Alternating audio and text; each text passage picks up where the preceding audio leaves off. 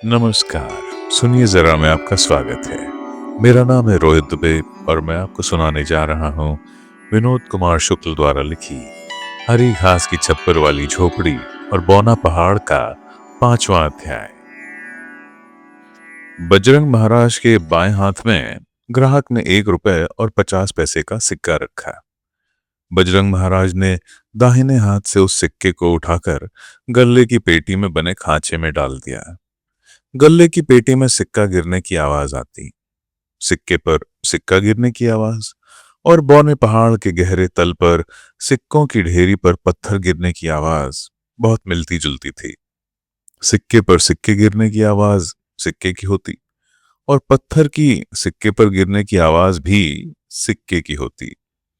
गल्ले की पेटी तखत से सटे फर्श पर रखी होती। गल्ले की पेटी तखत की ऊंचाई के बराबर थी, परंतु ग्राहक उत्सुकतावश रुककर गल्ले में सिक्का गिरने की आवाज सुनता तो उसे लगता कि बहुत गहराई से आवाज आ रही है।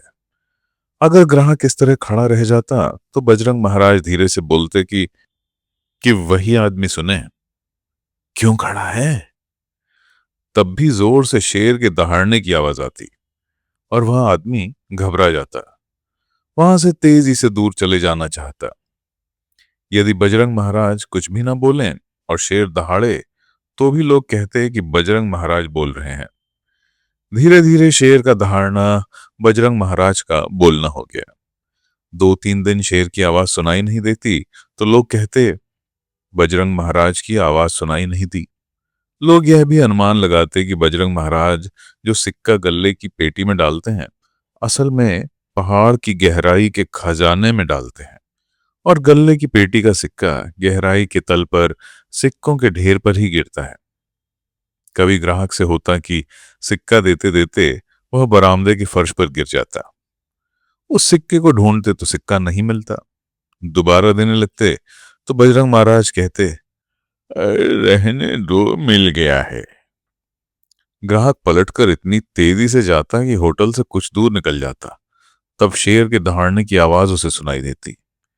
आवाज से छुपकर भागने की कोशिश करते तो भी आवाज ढूंढ लेती और सुनाई देती। यह सच होगा कि बजरंग महाराज को देने के लिए जो सिक्का गिर जाता उनको मिल जाता था। खन्न से फर्श पर गिरा तो लगता सीधे गल्ले की पेटी में खन्न से गिरा। कुछ लोग तो बजरंग महाराज को पैसे देने से भी बचते थे। अपने साथी से या चाय देने वाले से कहते, पैसा तुम दे दो।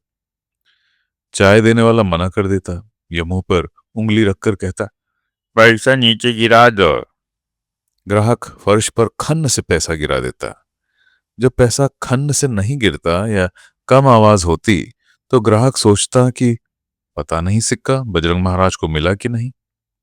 तब सिक्का उठाकर दोबारा जोर से गिराने की उसकी इच्छा होती, परंतु पहली बार के गिरने में ही बजरंग महाराज को सिक्का मिल जाता। सिक्का गिरने के बाद ढूंढने से कभी नहीं मिलता था। बिना भुगतान किए कोई रहता नहीं था। कभी होटल से निकल आते और भुगतान करना भूल जाते। रास्ते में याद आता तो लौट कर जाते और बरामदे के फर्श पर कहीं सिक्का खन्न से डाल देते। बजरंग महाराज की हथेली पर सिक्का रखने से बचते और खुशी से घर लौट आते। यदि पैसा देना देर तक याद नहीं आता, रात को पैसे देने की याद आती या सपने में याद आती और आधी रात को नींद खुलती तो उठकर खूंटी में टंगी कमीज उतारकर जेब से पैसे निकालते और वहीं घर में पैसा गिरा देते।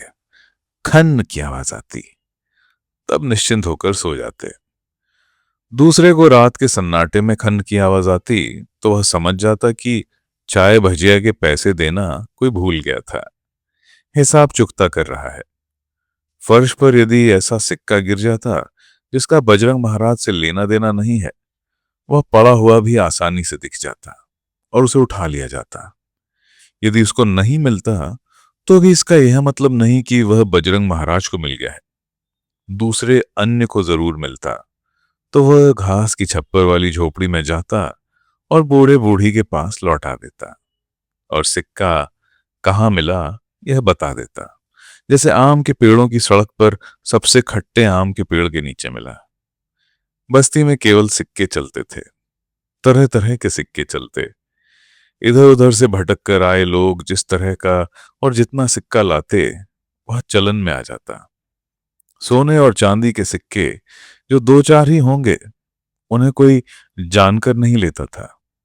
उसके चिल्लर किसी के पास नहीं थे। इसके बाद भी उसको चलाया जाता तो वह खराब गिल्लट के सिक्के जैसा चलता। तो मित्रों, ये था 5वां अध्याय। बहुत ही छोटा सा अध्याय था। अब हम पृष्ठ संख्या 44 खत्म कर चुके हैं। लाइक, सब्सक्राइब और शेयर करना मत भूलिएगा। अगला अध्याय जल्दी आएगा। सुनने के लिए धन्यवाद।